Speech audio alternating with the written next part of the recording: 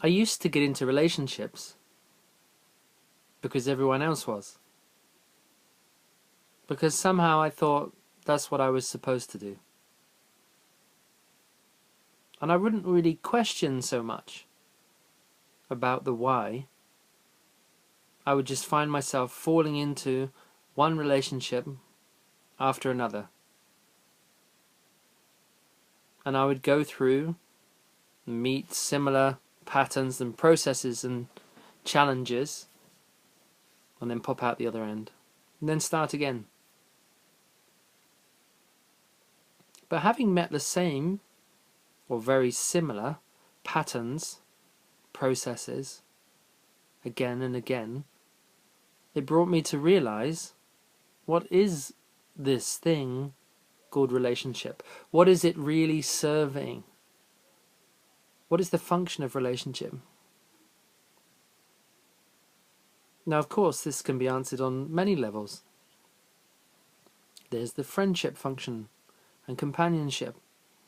There's sexuality, nourishment, emotional listening, creative projects, co-creating children, businesses, homes, futures, visions, many levels. But the particular aspect I want to refer to, is the reflective power of a relationship to reflect back your own self.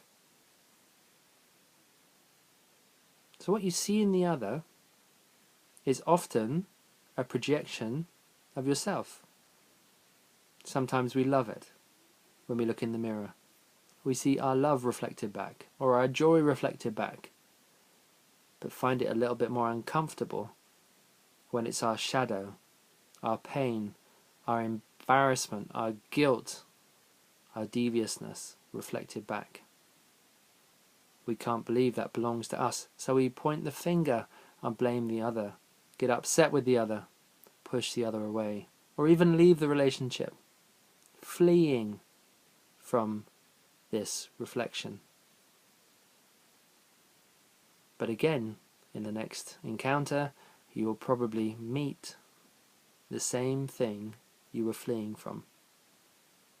At some point, there's the possibility of taking the warrior stance, of facing all that is, accepting everything is life's gift, here to nourish us, to bless us, to educate us, to uplift us, including all of the challenges and the pain and the distress.